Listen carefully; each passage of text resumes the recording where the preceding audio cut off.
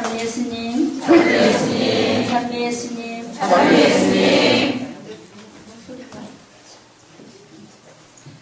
예, 여러분들과의 만남을 허락하신 하느님께 먼저 감사를 드립니다. 여러분들 축하드립니다. 아기 예수님 오시는 것을 40일 동안 철야를 하시면서 고대하신 여러분에게 하느님의 무한한 축복이 내리리라 믿습니다. 대단하십니다. 사순철야는 저희 서울교구에서도 몇 번 이렇게 하고 있는데, 이 대림 아기 예수님 오시는 것을 기다리며 40일 철야를 하시는 것은 좀 드문 일이 아닌가 싶습니다. 인천교구에 무한한 발전이 있으리라 믿습니다. 시작 기도하겠습니다. 성부와 성자와 성령의 이름으로 아멘.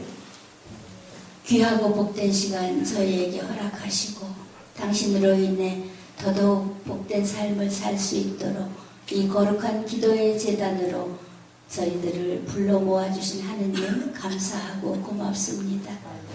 당신의 말씀에 순종하며 살아가는 저희들 될 수 있도록 언제나 저희들을 다듬어 주시고 재창조해 주시는 하느님의 사랑에 또한 감사를 드립니다.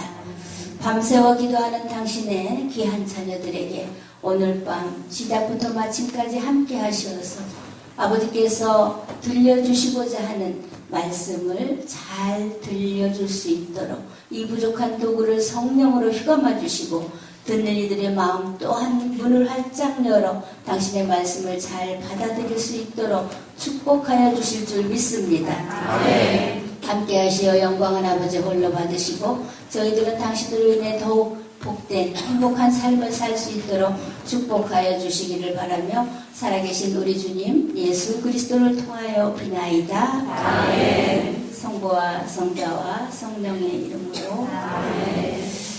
예, 오늘 저는 여러분들이 이렇게 밤새워 기도하시는 이유 무엇일까요?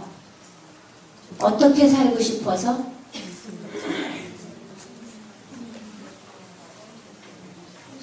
어떤 바람도 없으셔요?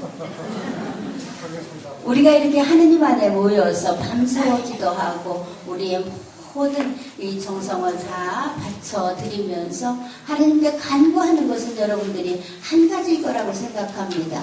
행복하게 살고 싶지 않으세요? 우리 모두가 행복하기를 바라는 우리의 간절한 소망이 함께하고 있습니다. 하느님께서 그것을 아시지요. 그래서 당신을 따르는 당신의 귀한 자녀들에게 나는 너희들이 복되게 살기를 바란다 하십니다. 절대로 너희들이 고생하며 힘들게 살기를 바라시는 하느님이 아니십니다. 하느님께서는 우리를 지으셨고 우리 한 사람 한 사람을 나보다도 나를 더 잘 아시는 분이 하느님이십니다. 그래서 그분께서는 우리가 어떤 처지에 있는지 너무도 잘 알고 계셔요. 그렇지만 하느님은 우리를 부르실 때 말씀하십니다. 너희들의 있는 모습 그대로 내게로 오너라.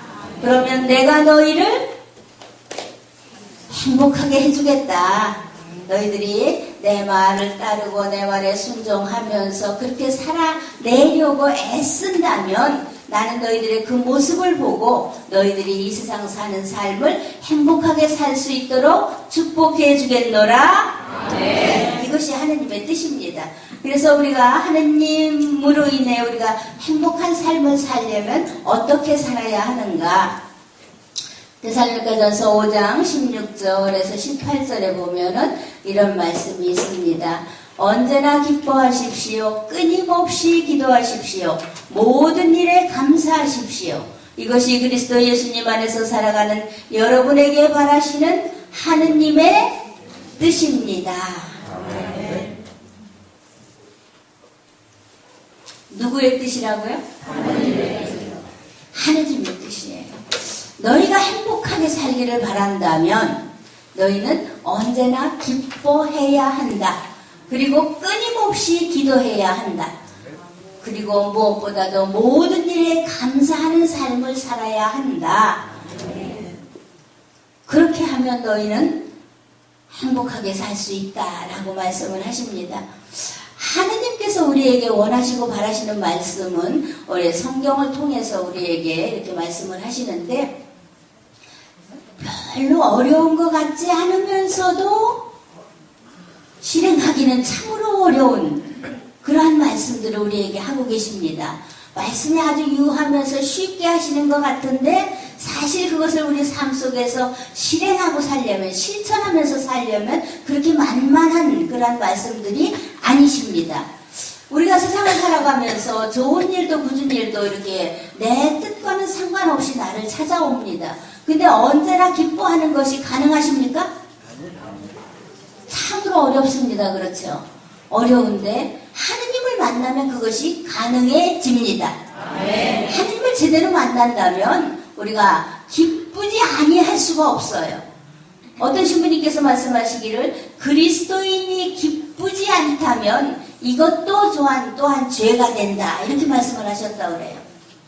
그리스도인이 기쁘지 않다면 어느 신부님께서 이렇게 신학교에 들어가시면서 지도 신부님이 계시잖아요. 영적 지도 신부님이 계시는데 그 신부님 밑에서 신학생 3분이 이렇게 영적 지도를 받으셨대요. 그리고 이제 드디어 사제에 서품을 받기로 하고 이제 서품 받기 며칠 전에 신부님을 찾아가셨답니다.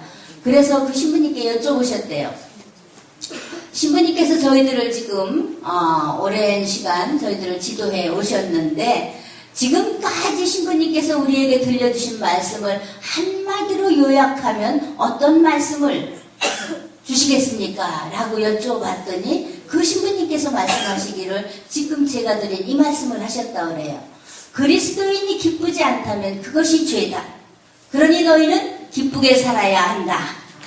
내가 몇 년 동안 너희에게 한 말은 바로 이것이다 라고 말씀을 하셨다는 거예요. 그래서 저도 이렇게 살아보니까 하느님을 제대로 만나고 살면 정말 기쁘지 아니할 수가 없어요. 기쁘지 않으세요? 여러분들이 밤새워 기도하는 이 이유가 뭐예요? 하느님 말씀에 순종하면서 그것을 내 삶에 접목시켜서 실천하는 삶을 살아내기를 바라는 그런 간절한 소망을 가지고 이 자리에 오셨다고 저는 믿습니다. 그냥 그럭저럭 와서 시간만 때우려고 왜 편하게 집에서 잠자면 편한데 여기 와서 이렇게 밤을 새우시면서 이 마룻바닥에 앉아서 이 밤을 세우십니까? 그 이유는 단 한 가지. 나는 당신으로 인해서 행복하게 살고 싶습니다. 라는 우리의 소망이 있기 때문이라고 생각을 합니다. 그래서 하느님, 크게든 작게든 이 철야의 재단, 더구나 40일 철야를 하는 이 기도의 재단을 찾아오신 여러분들은 크든 작든 어떤 모습으로든 이미 살아계신 하느님을 만나셨습니다. 그 만남이 있기에 이 자리에 오셨습니다. 그렇지 않으면 이 자리에 올 수 없어요. 힘들어요. 이게 마음만 먹는다고 해서 되어지는 일이 아니라 정말 하느님의 이끄심이 없이는 여러분들이 이 자리에 앉아 계실 수가 없습니다. 그래서 우리는 하느님으로 인해 늘 기쁘게 행복하게 살아야 하는 어떠한 의무도 있는 것 같아요. 나를 안다고 하면 너희들이 기쁘지 않을 수 있느냐. 그러니 너희들은 기쁘게 살아야 한다 라고 말씀을 하시는 겁니다. 끊임없이 기도하십시오. 이 대목은 여러분들에게 조금 그래도 좀 만만하죠? 만만하지 않으세요? 40일 철야까지 하시는 분들이 끊임없이 기도하십시오는 뭐 당근이죠. 이거는 여러분들이 우리 성령 기도의 가족들에게는 하느님께서 기도의 사명을 누구에게나 주셨습니다. 여러분들이 기도하는 사명을 받으신 줄로 믿습니다. 여러분들을 이 자리로 불러 모으신 하느님은 그냥 할 일 없어서 여러분들을 불러 모으신 게 아니라는 생각을 저는 합니다. 너희들은 기도하는 자들이다. 그러니 이 세상 모든 이들을 위해서 대표해서 너희들이 기도를 좀 해야 되겠다 라고 하시면서 여러분 한 사람 한 사람을 선택하여 이 자리로 불러주셨다고 저는 믿습니다. 기도라는 것은 내 발등에 불도 꺼야 되지만 내 발등에 불만 꺼가지고 되는 것이 아니라 이웃의 고통도 헤아려서 이 이웃의 고통, 이 사회의 고통, 이 나라의 고통, 전 세계의 고통까지도 우리가 하느님께 기도로 봉헌할 수 있는 그러한 모습으로 살아가시는 분들이 비로소 성령 기도의 가족들이라고 저는 믿습니다. 여러분들은 그렇게 폭넓은 기도를 하고 계시리라 믿습니다. 어제 제가 여기 회장님한테 말씀 들어보니까 십자가의 길을 하면서 이인천교구 모든 본당을 다 봉헌하셨고 사제님들도 봉헌하시고 이렇게 폭넓은 기도. 내 발등에 불만, 급했을 때는 내가 하느님을 제대로 몰랐을 때는 초보였을 때는 내 발등에 불을 꺼야지요. 그래야지 또 다른 일도 할 수가 있으니까. 그래서 여러분들이 열심히 내 기도를 하셨어요. 근데 조금 이제 좀 성장을 하셨잖아요. 그죠? 성장을 하신 여러분들은 이제는 좀 이렇게 좀 광범위하게 폭넓은 그러한 기도를 하나님께 봉헌해야 할 줄로 믿습니다. 그렇다면 여러분들이 할 기도가 얼마나 많겠어요. 그러니까 하나님께서 여러분들을 이 철야 재단으로 부르신 것은 너의 기도를 통해서 너의 가정이 변화가 되고 내 이웃이 변화가 되고 내 형제들이 변화가 되고 너를 아는 모든 사람들이 나를 알게 되기를 바란다 하시는 하느님의 큰 뜻이 있는 줄로 저는 믿습니다. 그래서 여러분들이 끊임없이 기도하십시오. 이 대목은 그래도 좀 만만하다 이렇게 제가 생각이 됩니다. 그런데 또 하나, 모든 일에 감사하십시오. 이것은 어때요? 가능하십니까? 그래도 40일 철야를 하시는 여러분들 정도라면 이미 모든 일에 감사하는 삶을 살고 계시리라 믿습니다. 그런데 이것이 믿음이 없이는 정말 어려운 일이에요. 모든 일에 감사한다는 것이 그렇게 쉬운 일이 결코 아닙니다. 근데 저는 이 모든 일에 감사하는 어떤 자매님을 만났습니다. 며칠 전에, 얼마 전에 전화를 한 통 받았어요. 저희 본당 기도회에서 열심히 봉사를 하시던 자매님인데 이 자매님은 성령 기도회에 오고 싶어서 온 게 아니에요. 그냥 같은 반에 있는 어느 형님이, 아주 좋아하는 형님이 마리아, 오늘 성당에 무슨 일이 좀 있는데 저녁 미사에 좀 와봐라 이렇게 전화를 하셨다는 거예요. 그래서 뭔지도 모르고 자기가 좋아하는 형님이 오라고 하니까 그냥 저녁 미사회를 덜렁덜렁 온 거예요.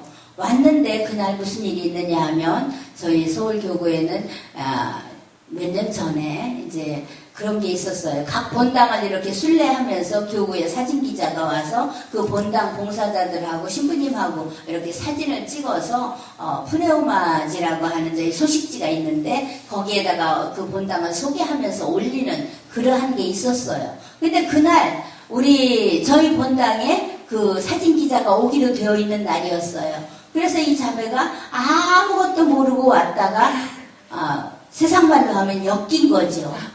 코가 깬 거죠. 그날 왔는데 첫날 아무것도 모르고 오고 성령 기도회가 뭔지도 모르고 일단 왔는데 그 형님이 미사가 끝나고 나니까 신부님이 제의도 벗지 않으시고 제의 입으신 채로 우리 봉사자들을 이렇게 제대 앞으로 불러서 여기서 사진을 찍었어요. 근데 처음 나온 그 자매를 그 형님이 부른 거예요. 마리아, 이왕 왔으니까 우리 여기 같이 사진을 찍자. 그러니까 성령 기도회에 한 번도 나오지 않았던 자매가 봉사자라는 이름으로 신부님하고 사진을 찍은 거예요. 그것이 이제 푸네오마 소식지에 올리게 되었고, 그러니까 이 순진한 자매가 어떻게 생각했느냐 하면, 내가 이거 봉사자도 아니면서 이 사진까지 찍었으니 나도 이제 성령 기도회를 나와야 되는가 보다 이렇게 생각을 했대요. 하느님이 부르시는 방법은 참으로 오묘하십니다. 그래서 이 자매가 성령 기도회를 만난 거예요. 그리고 그날부터 한 번도 빠지지 아니하고 열심히 참석을 했어요. 그러던 어느 날 저에게 묻습니다. 저는 다른 봉사 아무것도 할 줄을 모르는데 제가 할 수 있는 봉사는 가만히 자기가 교회에 얼마 동안 관찰을 해보니까 준비 기도 있잖아. 준비하는 거. 기도회를 하기 위해서 이 성가책도 갖다 놔야 되고, 이런, 제대상도 이렇게 차려야 되고, 뭐 이렇게 해서 준비해야 되는 그러한 과정이 있어요. 저희는 대성전에서 기도회를 했기 때문에 그 준비하는 것을 자기가 맡아서 하겠습니다. 그랬어요. 그리고 정말 철저하게 그 약속을 지켰고, 열심히 했는데, 이 자매가 그 당시에 유방암 수술을 받은 지 한 3년 정도 이렇게 된 때였는데, 한 2년 열심히 기도해서 봉사를 했는데, 유방암이 재발이 됐어요. 5년 만에.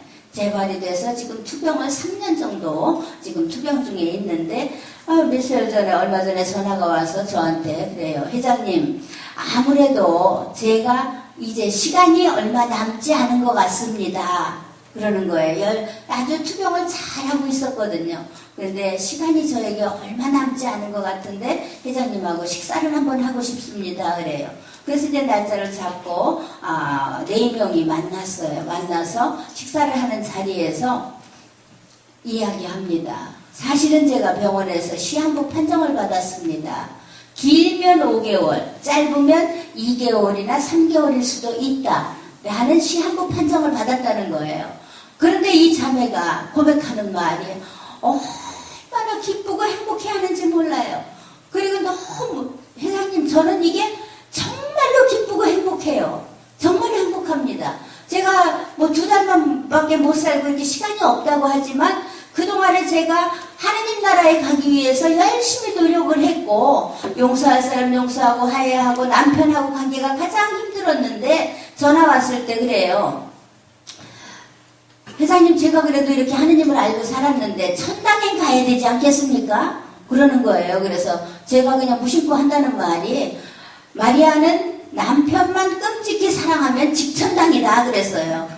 남편하고 하도 그 관계가 좋지 않아서 너무 힘들어했기 때문에 남편만 끔찍히 사랑하면 마리아는 직천당이다 그랬어요. 그랬더니 그 말이 가슴에 와서 그렇게 꽂히더래요. 그래서 그날로 남편하고 이 가족들을 모아놓고 화해의 시간, 삶을 정리하면서 이제는 화해를 해야 되겠다 해서 아들하고도 딸하고도 남편하고도 그런 화해의 시간을 가졌다는 거예요. 그래 그날 나와서 이야기를 하는데 너무너무 아주 이 기쁨이 얼굴에 만연한 거예요. 너무 감사하다고, 너무 행복하다고. 내가 성령 기도회를 몰랐더라면 이런 기쁨을 어디에서 맛볼 수가 있겠습니까? 하느님을 만난 것이, 저는 이 세상 살아가면서 이 성령 기도회를 알게 되었고 거기에서 하느님을 만나고 이렇게 행복한, 이 내가 죽음을 앞에 둔 사람이 이렇게 행복하다고 고백할 수 있는 이것이 너무도 감사합니다 이거예요. 이럴 때 박수 한번 보내주세요.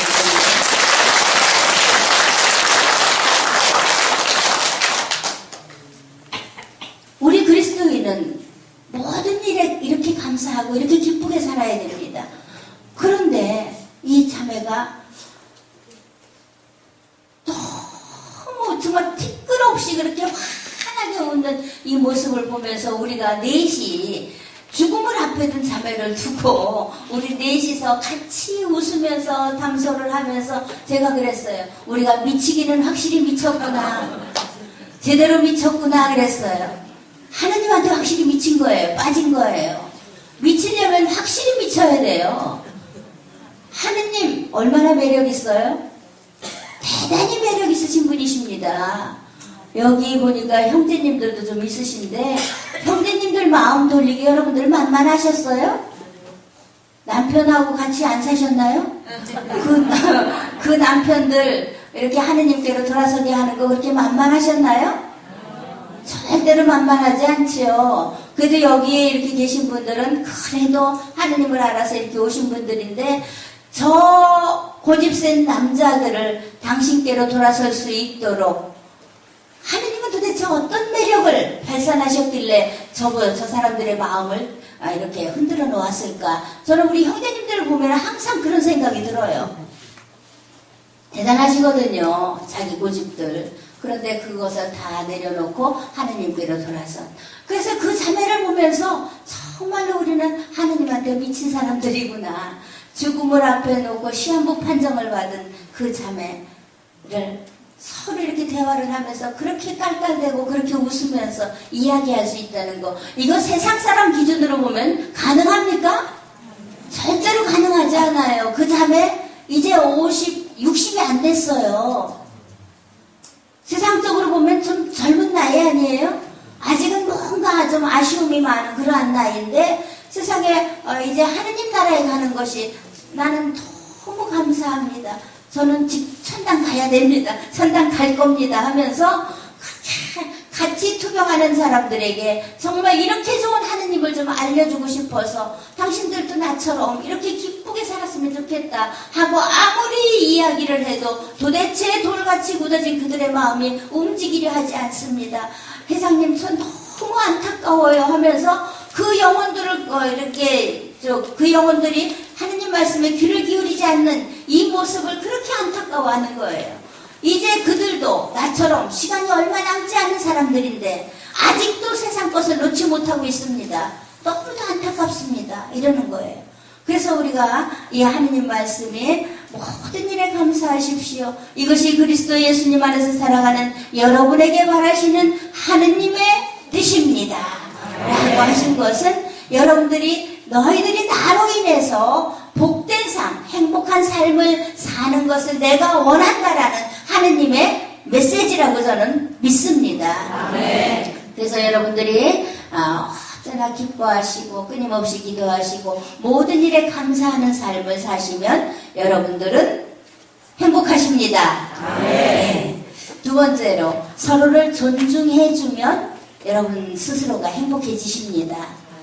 다른 사람을 나보다 낫다고 여기는 삶이죠. 남이 너희에게 바라는 그대로 너희도 남에게 해주어라. 이건 뭐예요? 그렇게 해주면 네가 행복해진다. 이러한 말씀이거든요. 네가 남에게 바라는 그대로.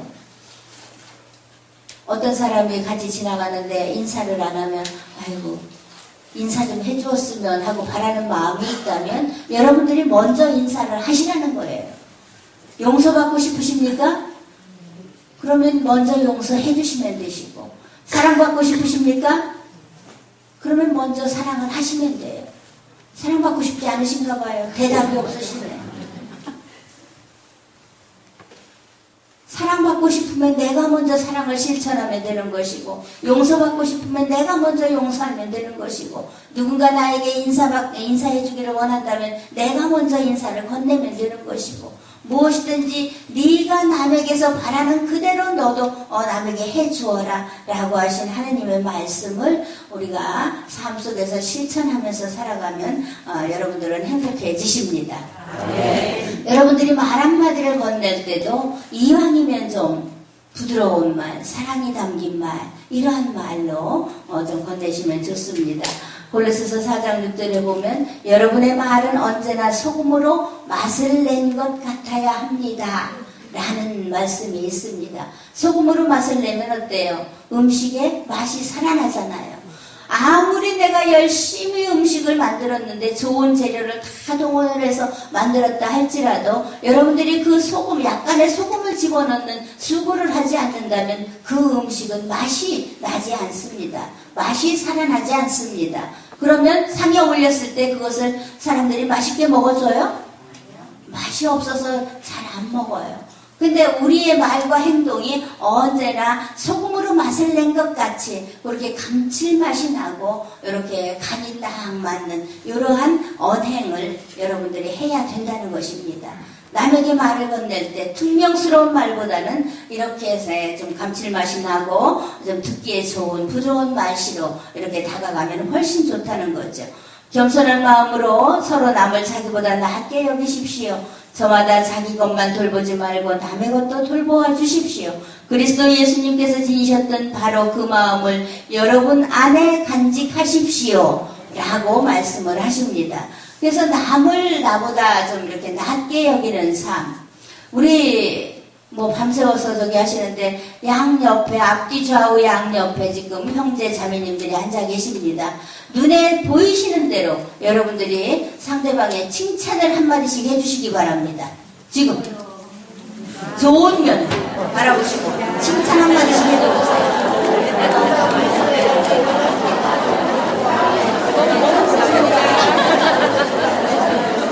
너무 잘해주셨습니다.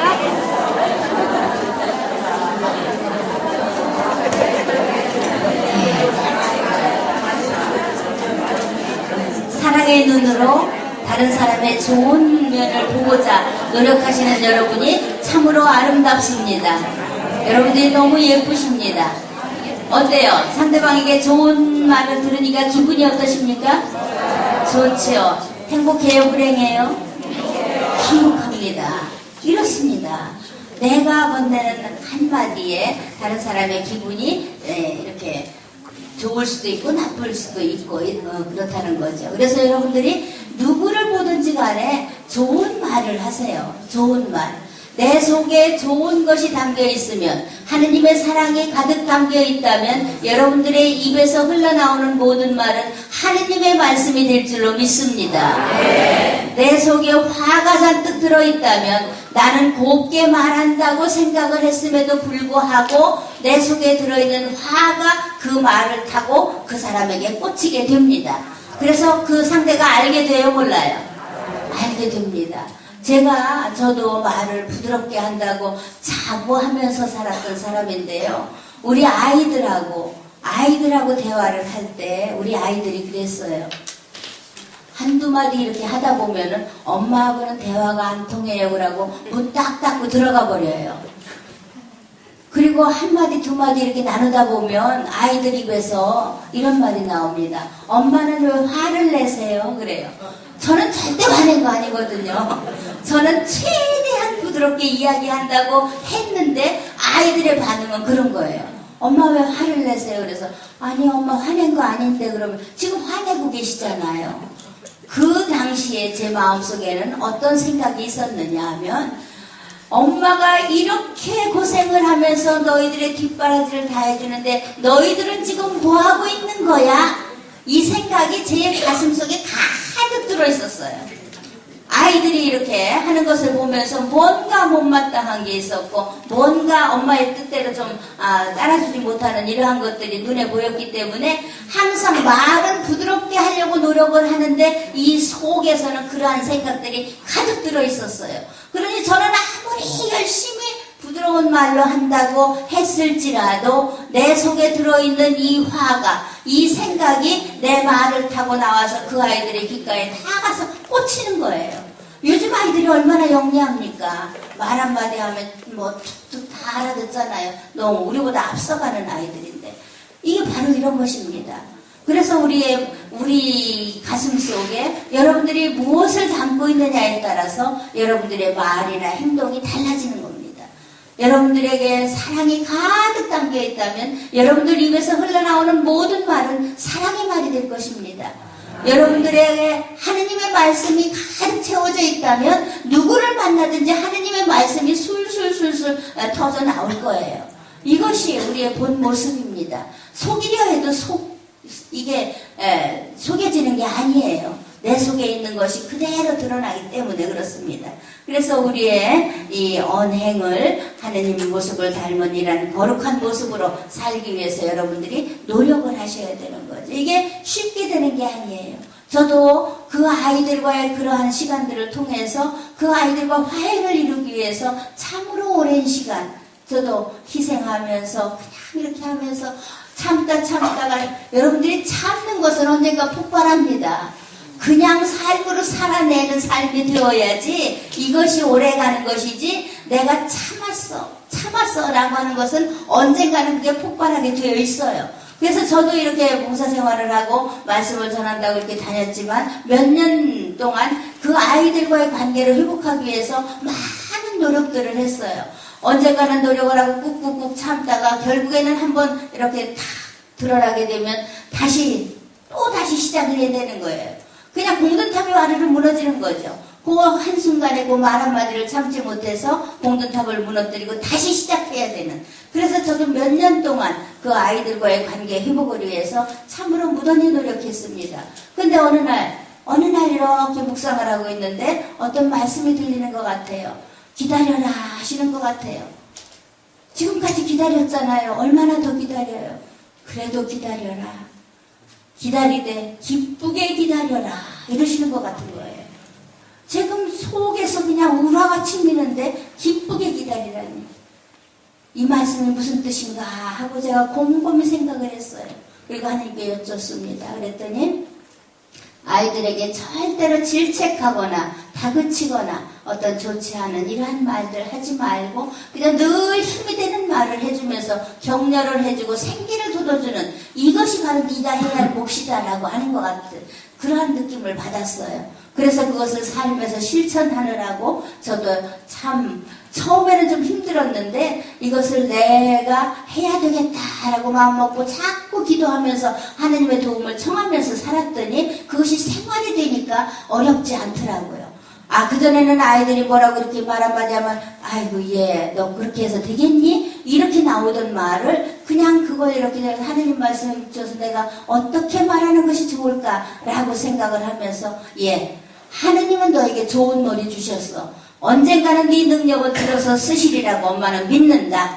그러니 지금 개구리가 움츠리는 것은 멀리 뛰기 위함이라고 했어. 언젠가 너는 잘 될 거야. 걱정하지 마라. 걱정하지 마라 하면서 그냥 아이들을 이렇게 하나하나 다독거리기 시작을 했더니 정말 한 몇 년의 세월이 지나고 나니까 아이들이 하나하나 자리를 잡아서 다 제 곁을 떠나가더라고요.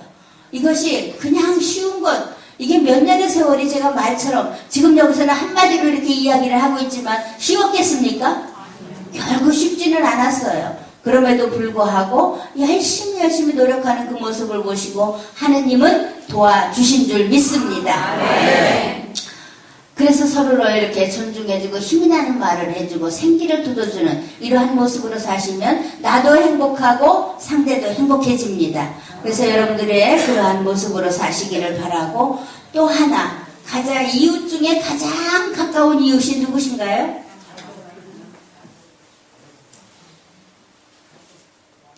누구 같아요?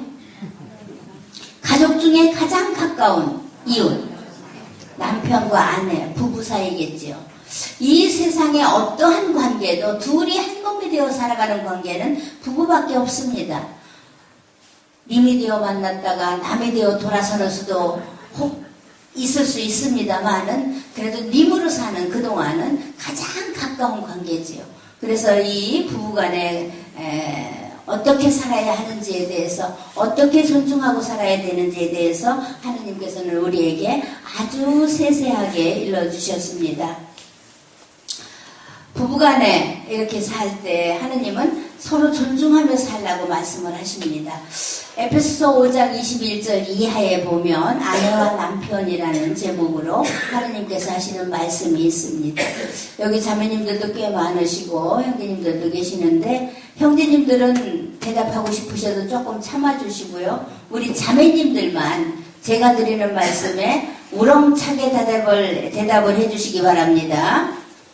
그리스도를 경외하는 마음으로 서로 순종하십시오. 아내는 주님께 순종하듯이 남편에게 순종해야 합니다. 아멘. 여러분들 스스로 판단해 보세요. 여러분들의 숫자에 비해서 지금 대답이 어떠십니까? 뭔가 자신감이 없어요. 내가 살아온 삶이 있는데 어떻게 이거. 그런데 하느님의 말씀은 우리가 살아온 삶이 어떠했든 지금은 하느님의 말씀을 선포하는 시간입니다. 내 말에 순종하는 뜻으로 너희들이 우렁차게 대답해 주길 바란다 하십니다. 네. 다시 한번 하겠습니다. 그리스도를 경외하는 마음으로 서로 순종하십시오. 아내는 주님께 순종하듯이 남편에게 순종해야 합니다. 아멘. 우리 형제님들 대답에 만족하시면 박수 한번 보내주시기 바랍니다. 남편은 아내의 머리입니다. 이는 그리스도께서 교회의 머리이시고 그 몸의 구원자이신 것과 같습니다. 교회가 그리스도께 순종하듯이 아내도 모든 일에서 남편에게 순종해야 합니다. 아멘. 이것이 하느님의 뜻이에요. 세상에서 가르치는 것과는 달라도 너무 달라요. 요즘 세상에서는 어떻게 가르칩니까? 연함평등이다. 요즘 아내에게 밥 달라는 남자 무슨 남자? 간 큰 남자예요. 세상에서는 그렇게 지금 풍자되고 있습니다. 외출하는 아내에게 어디 가느냐고 물어보는 남자, 같은 남자라고. 그런데 하느님 안에서는 남편은 아내의 머리이다. 그러니 너희들은 나에게 순종하듯이 아내에게 순종해야 한다. 이렇게 가르치고 계십니다. 이것이 하느님의 말씀이에요. 제가 지어낸 말이 아닙니다. 하느님은 여자를 만들 때 남자를 거들 짝으로 만드셨습니다. 이건 여러분들이 너무나 잘 아시는 거잖아요. 잠든 남자의 갈비뼈를 하나 취해서 그를 도울 짝, 여자 하와를 만들었습니다. 우리는 태어날 때부터 남자의 조력자로 태어난 거예요. 그래서 남편은 우리의 머리이니 그에게 그리스도께 순종하듯이 순종하며 살아야 한다 라고 말씀을 하십니다. 어떻게 순종하느냐? 남편들은 곧잘 바쁘다고 밖으로 돌기를 좋아합니다. 벌어먹여 살리려니 너희들을 위해서 내가 이렇게 밖으로 도는 거야 하면서 거기에는 사심도 좀 들어있겠지만 1차, 2차, 3차를 하면서 늦게 밖으로 이렇게 돌기를 즐겨합니다. 그러나 아내인 너희들은 그러한 남편들이 너희들의 행동하는 모습을 보고 나에게로 돌아올 수 있도록 해야 한다라고 말씀을 하십니다. 머리를 깎거나 금붙이를 달거나 좋은 옷을 입거나 이렇게 치장을 하라는 것이 아니라 썩지 않는 온유하고 정숙한 하느님의 말씀으로 너희들의 내면을 채워서 썩지 않는 하느님의 말씀으로 아내들의 내면을 채워서 그것이 아내들의 입과 행동을 통해서 드러날 때에 남편들이 바쁘다 하면서도 가끔 집에 들어와요, 안 들어와요? 좀 늦게 들어와서 그렇지 들어오시잖아요. 잠깐 들어와서 이 아내가 하는 행동을 보면서 우리 아내가 하느님을 믿고 사니까 저렇게 정숙하게 살아가는구나. 그렇다면 나도 내 아내를 따라서 하느님께로 돌아서야 되겠다 라는 이러한 마음을 불러일으키도록 행동을 해야 한다는 것입니다. 그래서 아내인 여러분은 거룩하고 정숙한 것으로 내면을 장식하여서 썩지 않는 하느님의 말씀으로 내면을 장식하여서 그 모습을 보고 남편들이 나에게로 돌아오도록 해야 된다라고 말씀을 하고 계십니다. 이것이 하느님께서 우리 아내들에게 바라시는 바입니다. 그리고 여러분들이 살아가시면서 내 남편과 남의 남편 비교 분석 하시나요? 안 하시나요? 안 하셔요? 아무리 남의 남편이 탐이 나도 그 남편 내 남편 안 됩니다. 이건 자명한 이치래요. 그래서 남의 남편에게 관심 갖지 말고 내 곁에 있는 내 남편의 길을 북돋워주는 여러분들이 되시기를 바랍니다. 지혜로운 여자가 되어야 되는 거예요. 당신이 아무리 둘러봐도 당신만한 사람 없더라. 당신이 최고야.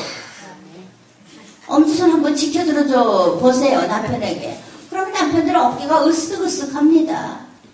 여보, 우리 식구들 건강하게 벌어먹여 살리느라고 당신 고생 많이 하네. 고맙습니다. 감사합니다. 퇴근하고 남편이 돌아올 때 부시시하게 있지 말고 조금 단장을 하세요. 그리고 퇴근하는 게 쫓아나가서 아유 오늘도 수고하셨어요. 어서 오십시오 하고 한번 탁 안아주고 가방 받아주고 옷도 좀 받아서 걸어주고 여러분들이 할 수 있는 최대한의 지혜를 발휘해서 남편들이 살만나게 해주어야 그것이 하나님께서 바라시는 아내의 모습이라고 저는 믿습니다. 내 남편 어떻게 하면 흠집을 좀 낼까? 어쩌다가 인간이니까 조금 실수할 수도 있잖아요. 몇 년 전에 20년 30년 전에 그 실수한 거 계속 그거 가지고 울고서 재탕 삼탕해서 울고 먹느라고 그저 남편도 진이 빠지고 본인은 더 말할 것도 없고 이렇게 하지 말라는 겁니다. 하느님께서도 우리의 지난 날은 기억하지 않으십니다. 하느님도 우리의 잘못을 절대로 따지지 아니하시고 그대로 잊어주시는 하느님의 사랑이십니다. 그렇다면 우리도 인간이기에 조금 실수했던 거 남편이든 아내든 내 반쪽이 조금 실수했던 거 있으면 다 묻어주고 잊어줘야 됩니다. 그것을 기억하고 계속 그거 가지고 시비를 걸고 마음 상한 이러면 행복합니까? 절대로 행복하지 않아요. 그래서 지난날은 잊어버리고 그저 내 남편 생기도도 주는 일에 여러분들이 이렇게 좀 지혜를 발휘하시면 그 모습을 보시고 하느님께서 나에게 없는 능력까지도 드러내서 할 수 있도록 도와주십니다. 아멘. 안에서 반짝반짝 빛나는 해가 될 수 있도록 여러분에게 온갖 지혜를 다 내려주시리라 믿습니다. 아멘. 이것이 하느님께서 여러분에게 바라시는 바이고요. 그렇다면 하느님은 우리 아내들에게만 이런 것을 요구하셨을까요? 아닙니다. 남편들에게도 하느님께서 하시는 말씀이 있습니다. 그래서 이번에는 우리 형제님들만 대답을 하시는 겁니다. 자신 있게 하셔야 돼요. 형제님들은 일당 100이에요. 여기 인원수 가지고 따질 것이 아니라 여기 있는 자매님들보다 훨씬 우렁찬 대답을 하나님께서 원하고 계십니다. 남편 여러분, 그리스도께서 교회를 사랑하시고 교회를 위하여 당신 자신을 바치신 것처럼 아내를 사랑하십시오.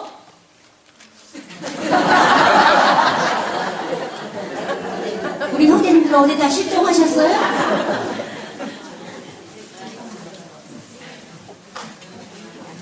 형제님들 마음 안에 있는 사랑을 다 모아서 대답을 해주시기 바랍니다. 다시 한번 합니다. 남편 여러분, 그리스도께서 교회를 사랑하시고 교회를 위하여 당신 자신을 바치신 것처럼 아내를 사랑하십시오. 아멘. 아멘. 시원해.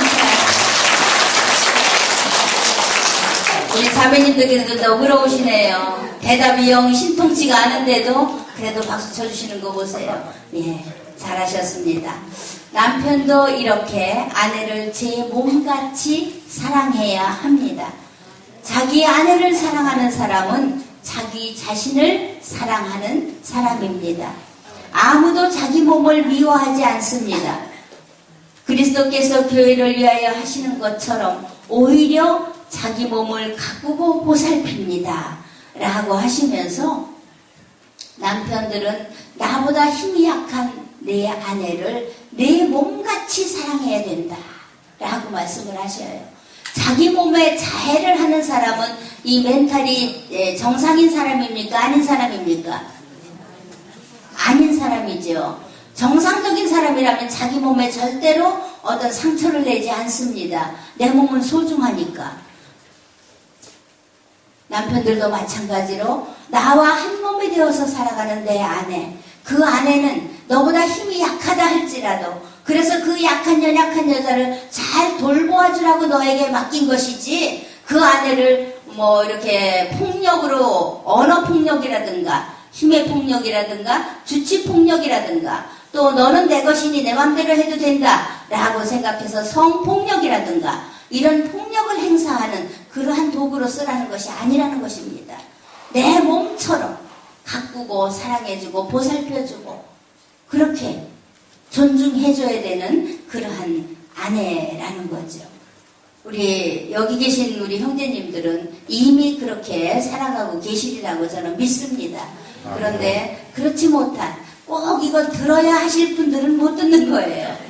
제가 이렇게 상담 봉사를 좀 이렇게 하다 보니까 상담을 하다 보면 형제님들도 상담을 좀 많이 하십니다. 근데 형제님들의 상담 고민은 무엇인가 하면 젊었을 때 제가 제 마음대로 좀 살았습니다.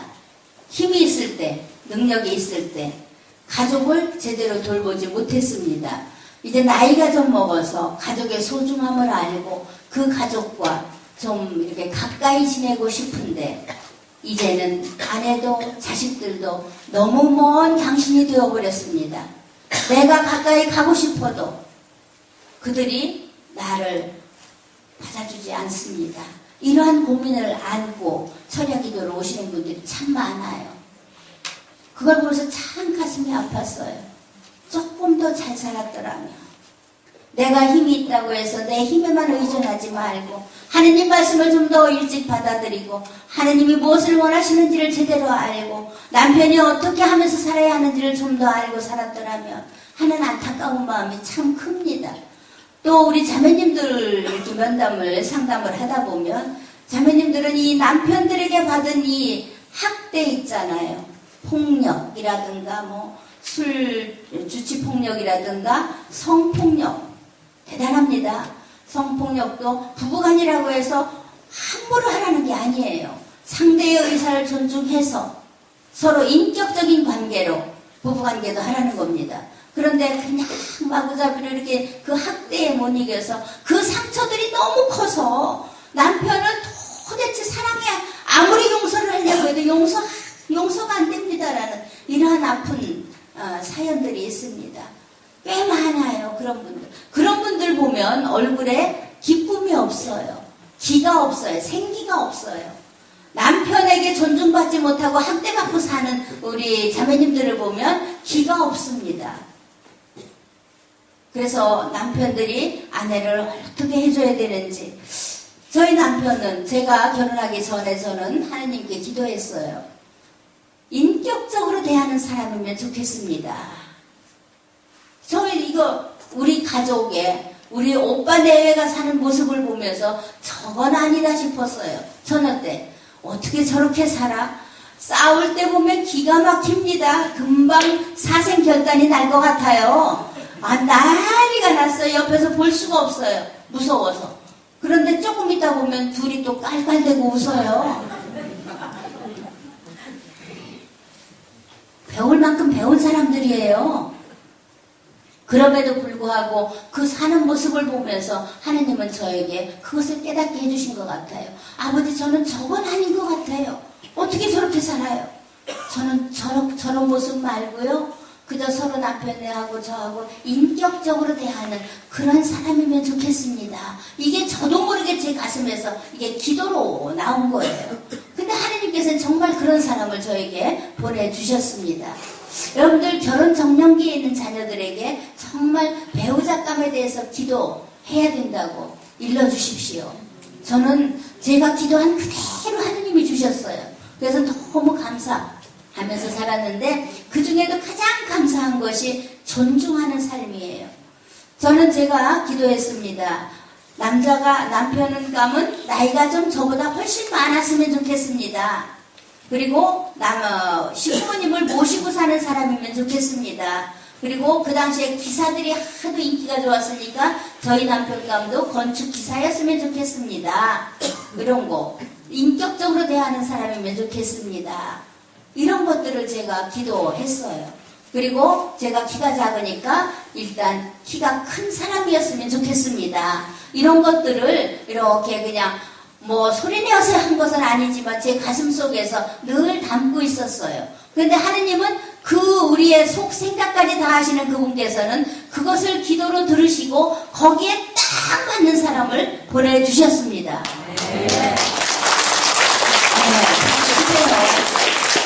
제가 키는 이렇게 작고 그렇게 여러분보다 뛰어난 인물이 아님에도 불구하고 선 딱 한 번 보고 시집간 여자예요. 괜찮지 않아요? 제 기도를 들으시고 하느님께서 딱 그런 사람을 보내주셔서 키는 저보다 이만큼 더 크고 나이는 저보다 10살이 더 많고 건축 시공기사 1급에 기계기사 2급 면허증을 가지신 분이셨고 차남임에도 불구하고 어머니를 모실 수 있었고 그 중에 가장 중요한 인격적으로 대하는 거. 우리 남편은 그랬어요. 제가 이제 키에 대해서 이야기할 때가 있습니다. 내가 10cm만 더 컸더라면 내 인생이 바뀌었을 것이다. 이제 이렇게 좀 할 때가 있어요. 그러면은 우리 남편이 그럽니다. 임자가 키가 작아서 못한 일이 뭐가 있어요? 아들을 못 낳았어요. 딸을 못 낳았어요. 왜 키에 대해서 신경을 씁니까? 아들이 둘이나 있고 내가 있는데 단 한 번도 제 작은 키 가지고 말할 수 있잖아요. 이렇게 하다 보면 난장이 똥자루만 해가지고 이런 말도 할 수가 있을 법한데 단 한 번도 저 기분 나쁜 말 안 했어요. 저한테. 정말 나이가 10살이 아래임에도 불구하고 꼭 이렇게 제가 지금 한 것처럼 존댓말을 써주었어요. 반말 한 번도 들어보지 않았어요.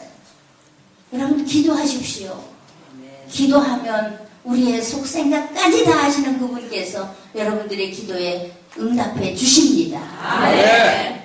그리고 제가 이제 나이를 먹으면서 이렇게 배가 좀 두리뭉실하고 일명 똥배라고 하는 것이 좀 나오잖아요. 나이살이 나오잖아요. 나이살이 찌잖아요. 그래서 제가 아유 이 뱃살 이거 어떻게 하면 좋아요? 그러면 저희 남편은 그럽니다. 임자 그거 무슨 소리요? 세계적인 명화를 보십시오. 세계적인 명화에 등장하는 여인들이 다 S라인입니까? 아니잖아요. 두리뭉실 펑퍼짐한 여자들이 나오는 그 명화가 세계 아주 유명한 명화가 됐잖아요. 이 임자는 지극히 정상이십니다. 이렇게 말해요. 이럴 때 어디 가니까 박수 치던데.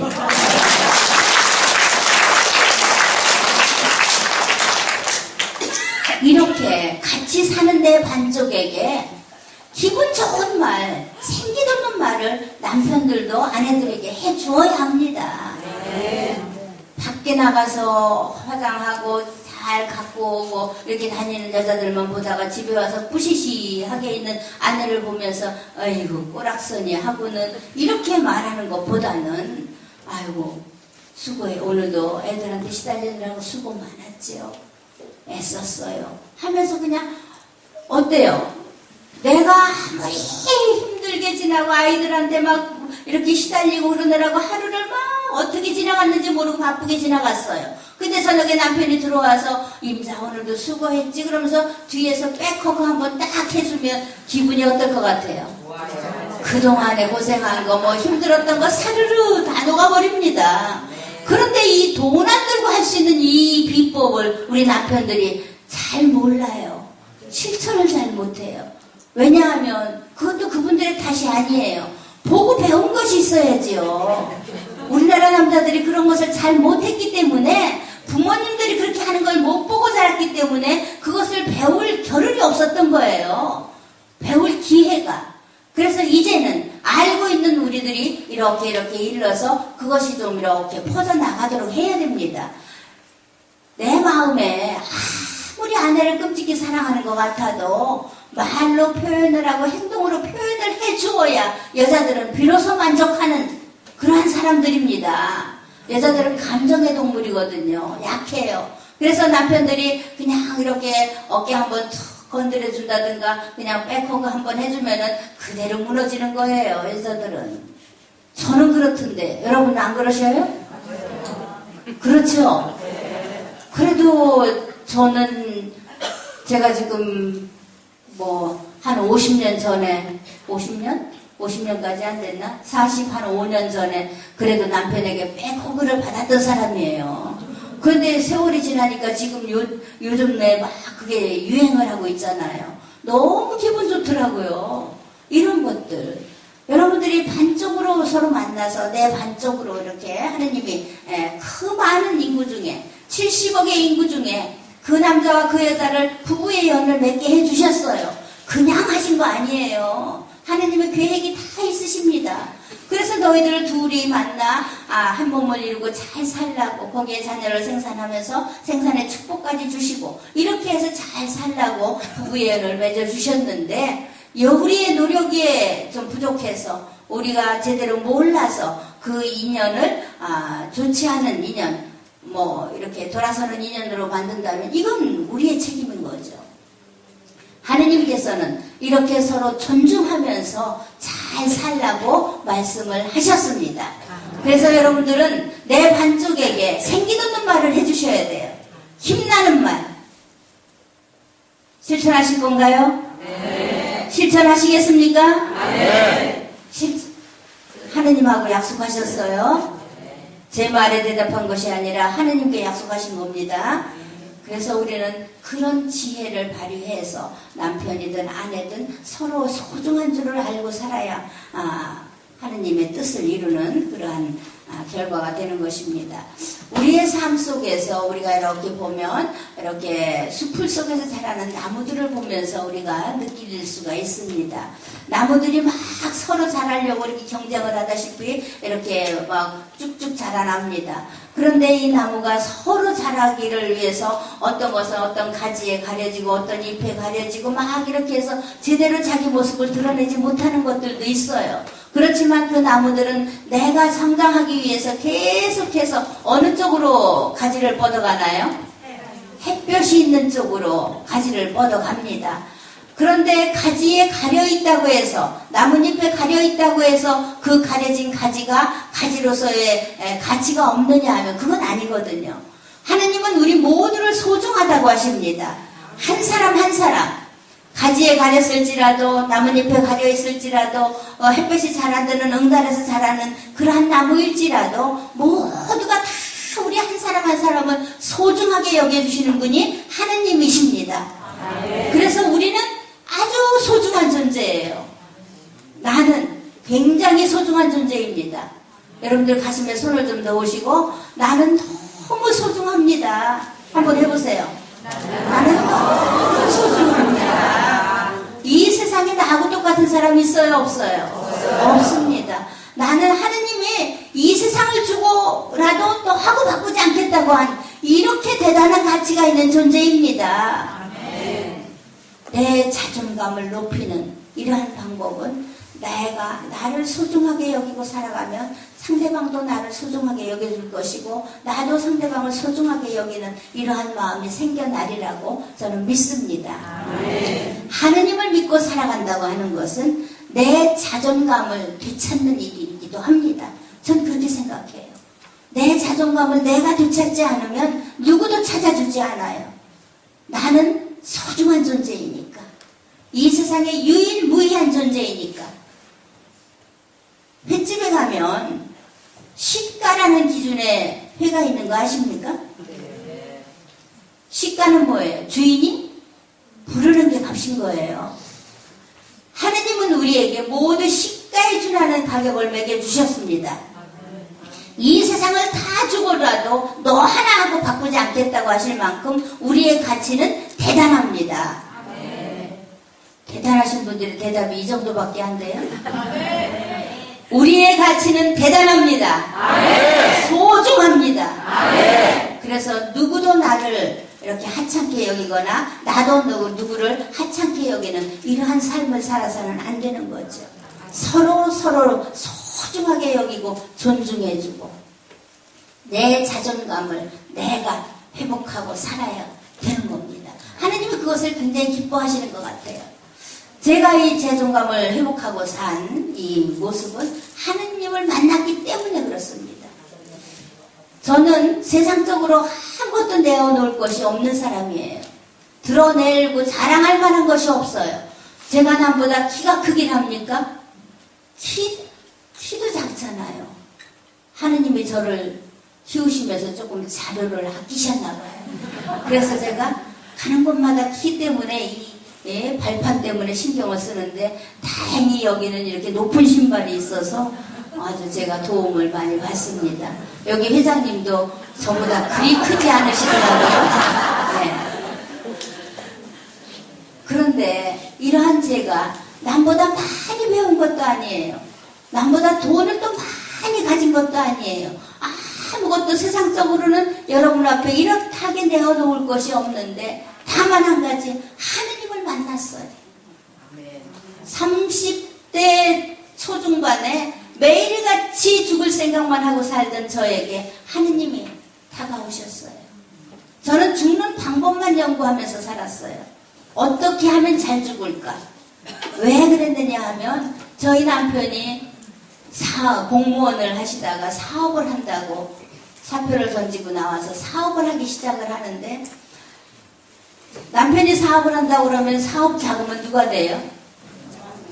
아내가 되잖아요. 그 젊은 나이에 겁없이 여기저기서 돈을 빌려서 사업 자금을 막 대줬어요.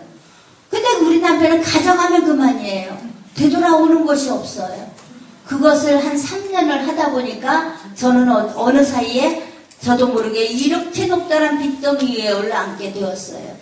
가져간 것에 플러스 알파를 해서 갖다 주어야 이자도 주고 나도 애들하고 살고 이렇게 생활을 할 터인데 가져가기만 하고 되돌아오는 것이 없으니까 엄청난 빚더미 위에 올라앉는 신세가 되어버렸어요. 제가 계산을 해보니까 그 당시에 집이 11채 값이에요. 어마어마하지 않아요? 11채 값. 그 당시에 서울 저기에 300만 원, 350만 원이면 방 3개 정도 웬만한 주택 하나씩 살 수 있었어요. 그런데 그게 집이 11채 값이 제가 짊어진 빚이었어요. 그때 제가 생각했습니다. 이건 내가 살아서는 못 갚는다. 아들들 딸 하나 3남매를 둔 제가 매일같이 이건 죽음으로밖에 해결할 수 없다라고 생각하고 죽는 생각만 했거든요. 그런데 하느님께서는 그 모습을 보시고 너 이렇게 있다가는 너를 죽이겠구나, 안 되겠다 라고 작정을 하시고 저를 부르신 곳이 성령 세미나였습니다. 성령 세미나로 저를 부르셨고 저는 이제 가서 성령 세미나를 받으면서 내가 어차피 죽을 거 이거 저희 시동생이 신부님이신데 그 신부님이 오셔서 성령 세미나를 한번 받아보라고 하셨어요. 그래서 이제 갔는데 죽기 전에 이거라도 한번 받아봐야지 신부님이 받아보라고 했으니까. 그래서 이제 그 세미나를 봤는데 거기에서 하느님을 만났어요. 놀랍게 만나주시는데 내 생각을 완전히 뒤바꿔 놓으셨어요. 완전히 180도 돌아서서 하느님께로 향할 수 있도록 절망적인 상태에서 이제는 더 이상 희망이 없습니다라고 했는데 희망의 하느님으로 나에게 다가오셨습니다. 그리고 그 강의와 또 그룹 나눔을 통해서 그냥 눈물밖에는 쏟아지는 게 없었어요. 그때 제 가슴에 들어온 생각은 그것입니다. 지금까지는 내가 인간인 남편에게 희망을 걸고 살았는데 이제부터는 저 능력이 있다고는 저 하느님에게 희망을 걸어보자. 그러면 저 하느님은 나를 살려주실 수도 있을 거야. 이런 희망의 마음이 싹트기 시작을 했고 저는 하느님께로 돌아섰어요. 그날로부터 지금까지 35년이 넘는 세월 그냥 저 하느님만 바라보면서 이렇게 함께 살아가고 있습니다. 그런데 제가 그렇게 죽음만을 생각했던 저를 살리셔서 그 후 그 당시에 제가 죽었으면 30대 꽃다운 나이에 죽을 수도 있었던 저를 살리셔서 그보다 훨씬 갑절의 삶을 살 수 있도록 허락하신 하느님. 예전에 제 모습을 보면요 아주 정말 볼품없어요. 그냥 얼굴은 새카맣고 눈은 둥그렇고 이렇게 이 빚에 시달리다 보니까 병까지 찾아오는 거예요. 그래서 그냥 이 꼴을 보면 금방 눈만 감으면 송장이다 할 정도로 아주 참혹했어요. 그랬던 저를 살리셔서 오늘 여러분들이 보는 제 모습은 어때요? 그렇게 참혹한 모습입니까? 예뻐요? 안 예뻐요? 저는 제 모습을 보면서 제가 너무 감사하는 거예요. 하나님한테. 예전에 우리 봉사자들이 그래요. 회장님이 아무리 그렇게 말씀하셔도 지금 회장님 모습을 보면 그 모습이 상상이 안 됩니다 라고 그래요. 그래서 옛날에 찍었던 사진들, 옛날에 그 모습이 있던 그 사진들을 제가 스마트폰에다 찍어가지고 우리 봉사자들에게 보여주면 누구예요? 그래요. 그래서 그게 나야. 그러면 전혀 딴 사람 같다고 몰라보겠다고. 그리고 예전부터 저를 보아오셨던 분들 있잖아요. 그분들이 이렇게 만나면 그래요. 회장님 세월이 거꾸로 가십니까? 회춘을 하셨습니까? 너무 보기 좋습니다 하면서 저보다도 더 기뻐하고 저도 저를 보면 너무 대견한 거예요. 하느님을 만나고 살았더니 이렇게 하느님은 내 인생을 내 운명을 바꿔 놓으셨습니다. 돌려놓으셨습니다. 하느님을 만나고 산다는 것은 뭔가 이런 증표가 있어야 돼요. 증표가. 그냥 하느님을 만나고 산다고 하면서 늘 근심 어린 눈으로 그냥 365일 매일 미사 다니고 성체조배하고 철야기도 열심히 다닌다 할지라도 그것을 삶 속에서 정말 진하게 만난 그 하느님, 그 하느님이 원하는 것이 무엇인지를 제대로 알아서 그대로 따르려고 노력하면서 기도하면서 살아가다 보면 여러분들의 모습이 날로 밝아지고 이렇게 좋은 모습으로 거듭나는 새 생명을 살게 되는 줄로 믿습니다. 하느님은 우리가 이렇게 살기를 원하셔요. 생기롭게. 사람들이 이야기합니다. 회장님 피곤하지 않으세요? 아니야. 세상 일을 이렇게 하면 피곤해서 못 살 거야. 돈 받는 일을 이렇게 하면은 막 손사래를 치고 못한다고 할 거야. 그런데 하느님 일은 하면 할수록 힘이 생겨. 하느님이 생기 돋는 힘을 채워주십니다. 아멘. 독수리 날개 치듯 퍼덕이는 힘을 우리에게 주십니다. 아멘. 그러기에 여러분들이 40일 철야를 하실 수 있는 거예요. 40일 철야하면 어때요? 처음에 한 며칠은 좀 피곤한 것 같고 힘든 것 같은데 그 한 일주일 정도만 지나면은 가면 갈수록 눈이 반짝거리고 더 힘이 나고 더 기운이 생기고 여러분들이 그래서 이 40일 철야를 하실 수 있는 것이지 세상적인 기준으로 어때요? 부모가 죽어서 3일을 꼬박 세우는 자식들 보셨어요? 3일 밤 못 세워요. 요즘은 부모는 이렇게 냉동실에 들어가 있는데 자식들은 와서 인사하고 저기 하다가 피곤하다고 여관방 잡아서 호텔방 잡아서 가서 자고 오잖아요. 지금 그런 세상이에요. 그런데 하느님 안에서만은 정말 우리 하느님은 대단하신 분이라서 우리 한 사람 한 사람에게 생기를 돋워주시고 냇가에 심겨진 나무처럼 늘 푸르른 삶을 살 수 있도록 싱싱한 삶을 살 수 있도록 우리의 영혼을 우리의 육신을 힘을 실어주시는 분이 하느님이시라고 저는 믿습니다. 아멘. 그래서 여러분들이 하느님 안에 머무는 이러한 삶을 살면 여러분이 행복해지십니다. 돈이 많다고 행복한 거 절대로 아니에요. 돈이 많아서 행복하면 돈 많은 부자들이 왜 목숨을 끊습니까? 아닙니다. 하느님을 제대로 만나고 그 하느님의 말씀을 실천하면서 살려고 노력하고 기도하면서 사는 이 삶은 우리를 행복하게 합니다. 여러분들이 행복에 겨워서 기쁘게 살지 않으려고 해도 않을 수가 없어요. 왜 이렇게 얼굴들이 그냥 한번 웃어보세요. 하느님을 만난 그 기쁨으로 활짝들 한번 웃어보세요. 나는 행복합니다.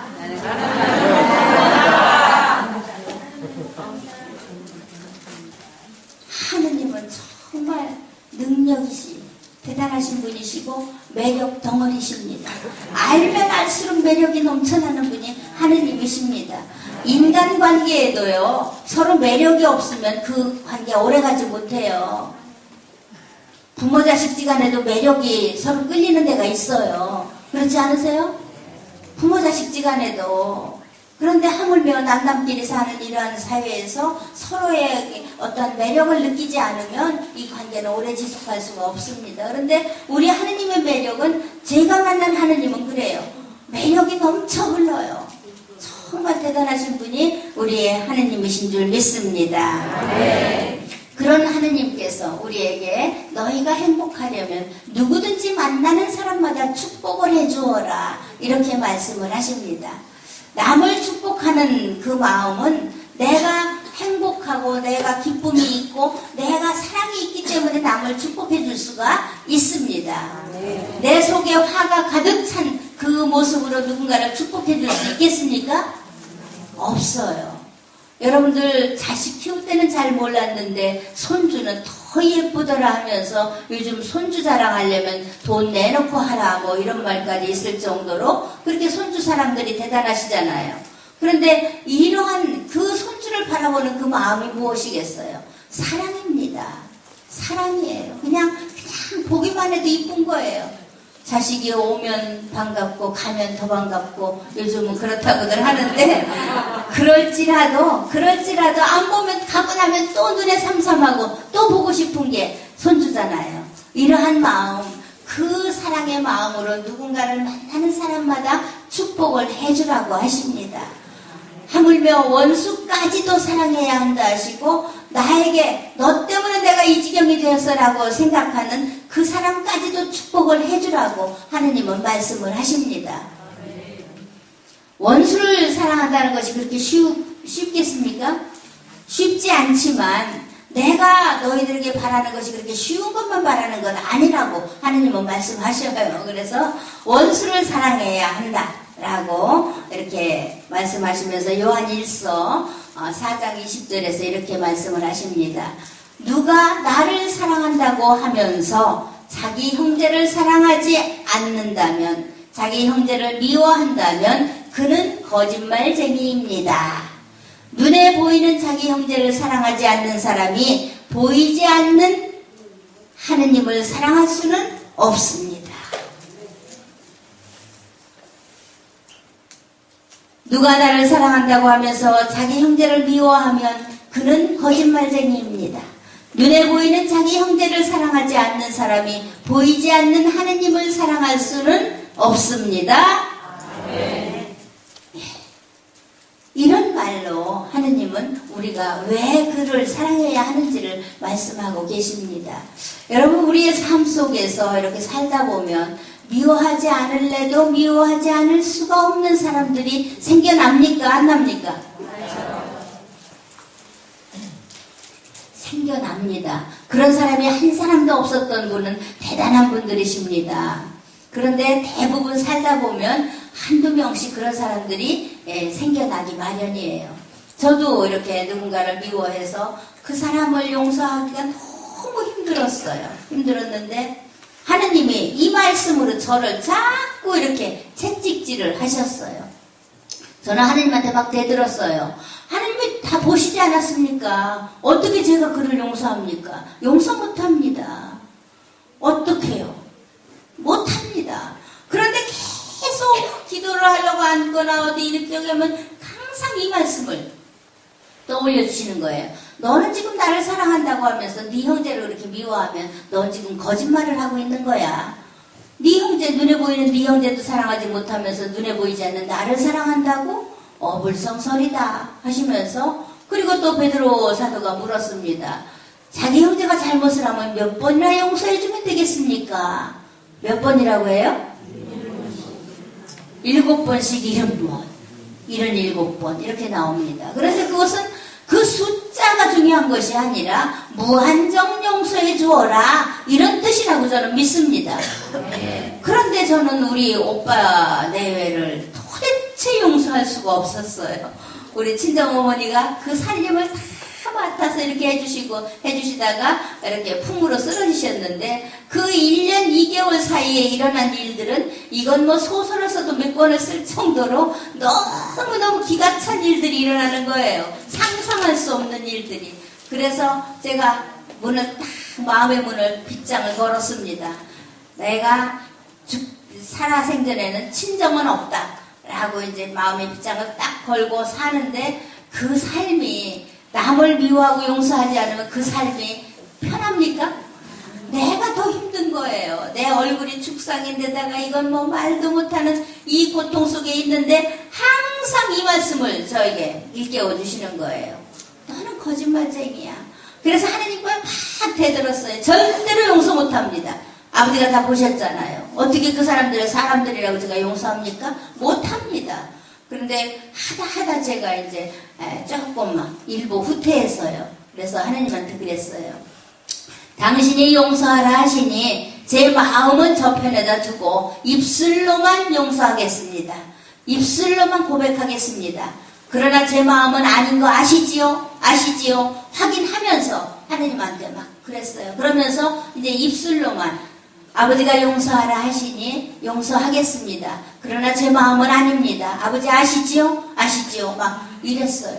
그랬는데 그것까지도 기도로 받아주신 하느님이십니다. 그렇게 제가 반항을 하고 그렇게 몸부림을 치면서 당신의 말, 당신이 용서하라 하시니 그럼 입술로만 고백할게요 하고 했는데, 그것을 기도로 들으시고 어느 날 저에게 어떠한 생각들을 떠올려 주시는데, 우리 올케의 장점과 우리 오빠를 사랑하지 않을 수 없는 이유들을 제 가슴 속에서 이렇게 떠올려 주셨어요.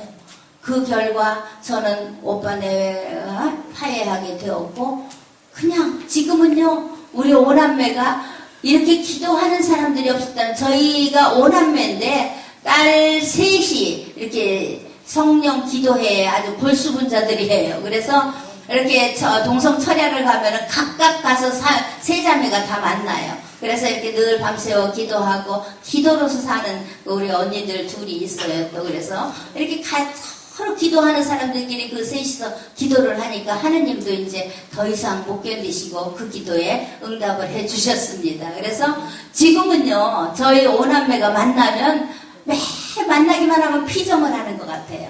하느님 이야기로 꽃을 피우고, 우리 올케가 어느 날 저희들에게 고백을 했습니다.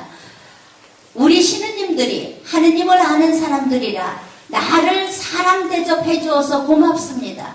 나는 내가 살아오는 방식이 다 옳다고 그렇게 사는 것이 맞다고 생각하고 살아왔는데 우리 신우님들을 보면서 그것이 아니라는 것, 그리고 나이 70이 넘어가니까 이제 내가 살아온 삶이 결코 잘 산 것이 아니라는 것을 이제는 깨닫습니다. 이렇게 고백을 합니다. 그리고 저희들 앞에서 눈물을 툭툭 흘리면서 정말 닭똥 같은 눈물을 흘리면서 저희 앞에서 이거 쉽지 않거든요. 절대로 쉬운 일이 아닙니다. 그런데 우리 올케가 그것을 사랑으로 고백을 해주었고 지금은 만나기만 하면 너무도 하느님 이야기로 꽃을 피우고 매일 저희들을 만나는 게 아주 피정 그 자체입니다. 이렇게 하느님의 말씀에 순종하고 어렵지만 하기 힘들지만 그것을 하려고 노력하면서 네 힘으로 할 수 없을 때 그저 반항을 할지라도 아버지의 이름으로 아버지께 그대로 내 마음을 드러내어 보여드리면 그 모습을 보시고 우리 하느님은 우리의 편이 되어주십니다. 우리를 도와주십니다. 그래서 결국에는 선을 이룰 수 있도록 좋은 열매를 맺을 수 있도록 우리를 축복해 주시고 우리가 당신으로 인해 정말 행복하고 복된 삶을 살 수 있기를 바라시는 분이 여러분들의 아버지, 우리의 아버지이십니다. 아버지 감사합니다. 영광이 성부와 성자와 성령께 성부와 성자와 성령의 이름으로 아멘. 감사합니다.